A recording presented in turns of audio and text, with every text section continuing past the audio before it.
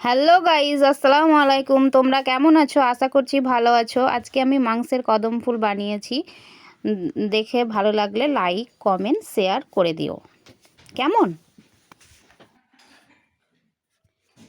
বলবো, মাংসের কদম ফুল বানানোর জন্যে যে যে উপকরণ লাগছে সেগুলো হলো চিকেনের মিক্সিতে করে নেওয়া পেস্ট, ধনেপাতা কুচি, গরম মশলা, জিরে গুঁড়ো, হলুদ, লবণ, আদা রসুনের পেস্ট, আর পেঁয়াজ আর টমেটোর পেস্ট, তারপরে চিকেন মশলা আর একটু লঙ্কা গুঁড়ো।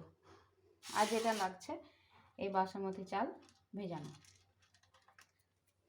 সবগুলো উপকরণ একসঙ্গে মিশিয়ে নেব।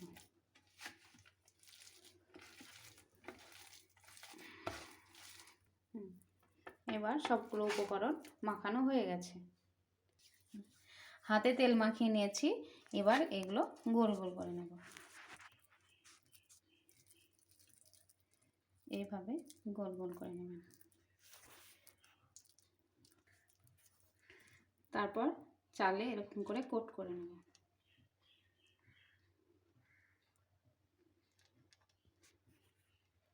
একটা হয়ে গেল তৈরি। এইরকমভাবে সবগুলো তৈরি করে নেব। গান করে সবগুলো মাংসের কদম ফুল তৈরি হয়ে গেছে। এবার ভাপিয়ে নেব। জল গরম করে নিয়েছি। এটাতে আমাদের স্টিম কুকার, এটা না থাকলে আপনার হাঁড়িতে জল গরম করে চাকুনির সাহায্যেও করে নিতে পারেন। এইগুলো দিয়ে দেব। সবগুলো দিয়ে দিয়েছি। এবার ঢাকা দিয়ে দেব। হ্যাঁ, গুলি দেখবার সুন্দরের জন্য বিরিয়ানি রং ফোটা করে দিয়ে দেবো।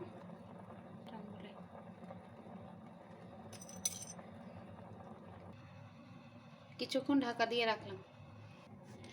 কদম ফুলগুলো রেডি হয়ে গেছে। এবার একে একে তুলে নেব। এরকম হয়েছে দেখুন বন্ধুরা, আপনারাও বাড়িতে বানিয়ে খাবেন, ভালো লাগবে।